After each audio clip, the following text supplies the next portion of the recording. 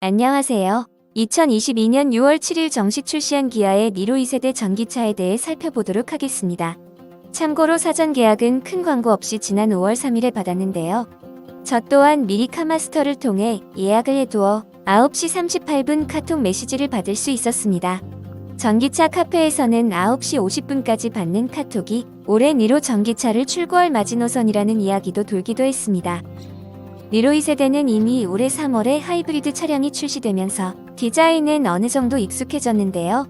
전기차 버전도 크게 달라진 것은 없습니다. 1세대 니로에 비해 조금씩 사이즈가 커지고 옵션이 추가된 것 정도가 되겠네요. 주행거리는 소폭 늘어나서 드디어 한 번 충전으로 400km 주행이 가능하게 되었습니다. 차량 가격은 개별 소비세 3.5% 기준으로 기본 트림인 에어의 무옵션으로 4,640만원입니다. 1세대 니로에 비해서 소폭 상승한 것이 눈에 띕니다. 최근 전기차 구매 시 주행거리 외에 또 중요하게 여겨지는 항목이 하나 더 생겼는데요. 바로 충전 속도입니다. 아이오닉 5나 EV6, 제네시스 GV60 등은 초급속 충전이 가능한데 아쉽게도 니로 2세대 전기차의 경우에는 최대 충전 속도가 150kW 정도가 한계입니다.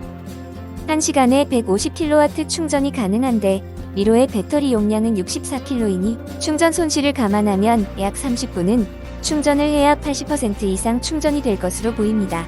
앞서 언급드렸던 차량들이 15분에서 20분 사이에 충전되는 것에 비하면 아쉬운 충전 속도가 되겠지요.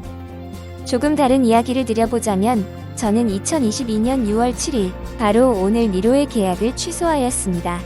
사전 예약이 매우 빠르게 진행되어 늦어도 7월에는 출고가 가능한 상황임에도 말입니다. 그 이유는 아무리 비교해봐도 제 기준에는 아이오닉 5나 혹은 조금 있으면 출시될 아이오닉 6 차량과 금액 차이에 비해 니로가 아쉬운 점이 많았기 때문인데요. 지난 한 달간 고양 현대모터 스튜디오, 가양 강서 플래그십 스토어 두 곳을 몇 차례 방문을 하며 앉아보고 또 뒷좌석의 편의성도 살펴보며 비교를 해보았습니다. 니로도 전장이 4,500이하인 차량 중에서는 실내 공간이 정말 넓게 나오고 가격도 저렴해서 가성비가 뛰어난 차량이지만 아이오닉 5나 EV6의 짧은 주행거리용 차량인 스탠다드형과도 200만원 밖에 차이가 나지 않는 게 조금 의문이 들었습니다. 아이오닉 5나 6 혹은 EV6 차량 스탠다드 기본형의 출고가 현 시점에서는 사실 1년이 넘게 걸리는 상황이라 저 또한 니로를 사전 예약을 했던 것인데 만약 동시에 출고가 가능한 상황이었다면 아무래도 여러 면에서 저뿐만 아니라 많은 사람들이 아이오닉이나 EV6 차량에 더 관심을 가졌을 것으로 보입니다. 그러함에도 올해 사전 계약을 하신 분들은 최근 전기차 출고 대란 가운데 빠르게 차를 받을 수 있다는 장점이 있다고 생각합니다. 가성비 전기차로 이야기를 하고 있는 쉐보레 자동차의 볼트 계열 차량들은 출시가 너무 심하게 지연되고 있어 사실 몇 달 이내 출고할 수 있는 전기차는 사전 예약을 한 2세대 니로와 이제부터 말씀드릴 사전 계약한 니로 플러스 차량밖에는 없습니다. 니로 플러스는 영업용 택시용으로 제작된 1세대 니로 전기차의 변형 모델입니다. 차고를 8cm 높여 뒷좌석 승객이 넉넉한 공간감을 느낄 수 있게 만들었다고 합니다. 니로 2세대 전기차에 비해 200만원 정도 저렴하고 1세대 니로에 비해서는 가격 대비 성능이 좋아 생각보다 니로 플러스를 사전 예약한 분들도 전기차 카페에서 많이 보았습니다. 지금처럼 전기차 공급이 막힌 상황에서 빨리 나오는 전기차가 최고인 것은 틀림이 없어 보입니다.